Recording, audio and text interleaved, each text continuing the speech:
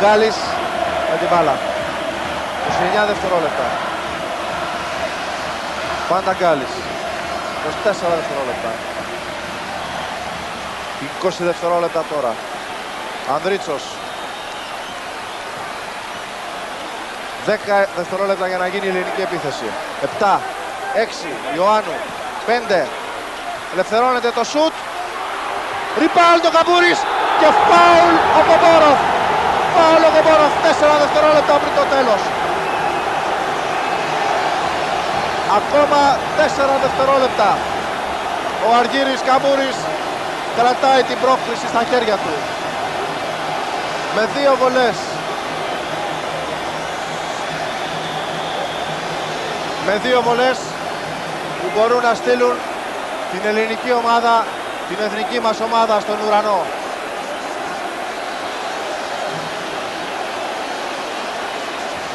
Ξανά τη φάση. Το rebound του Καμπούρη και το καθαρό φάουλ του Κομπόροφ.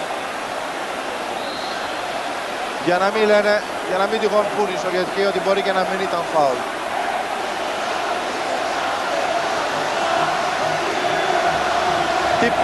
Τίποτα δεν μας σταματά. Πραγματικά είμαστε τόσο κοντά. Η πρόκριση στα χέρια αυτού του τίμιου γίγαντα. Αργύρης Καμπούρης. 101-102. Και μόνο 4 δευτερόλεπτα. Προσοχή μόνο, μην επωφεληθούν οι Σοβιετικοί από αυτά τα 4 δευτερόλεπτα.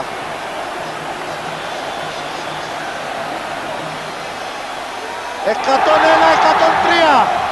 Θέλει προσοχή ο Βάλτερς για τον Γιωβάησα σε την 3 πόντων και η μπάλα έξω. Είναι το τέλος.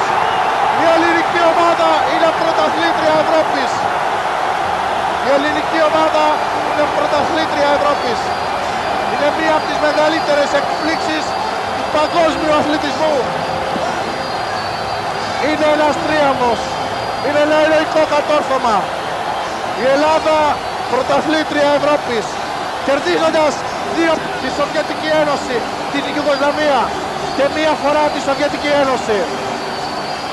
Η καρδιά όλης της Ευρώπης χτυπάει εδώ, στο στάδιο ειρήνης και φιλίας. Ένας μύθος καταρρίφθηκε. Ένας μύθος και γράφτηκε μια μεγάλη εποπία. Ένα ηρωικό κατόρθωμα που όμοιο του δεν έχει να επιδείξει ποτέ στο παρελθόν ο παγκόσμιος αθλητισμός. Μια χώρα με 8,5 μόνο εκατομμύρια. Με 8,5 μόνο εκατομμύρια νίκησε το κολοσσό των 251 εκατομμυρίων. Είναι πραγματικά η νίκη του Δαβίδ επί του Γολιάθ.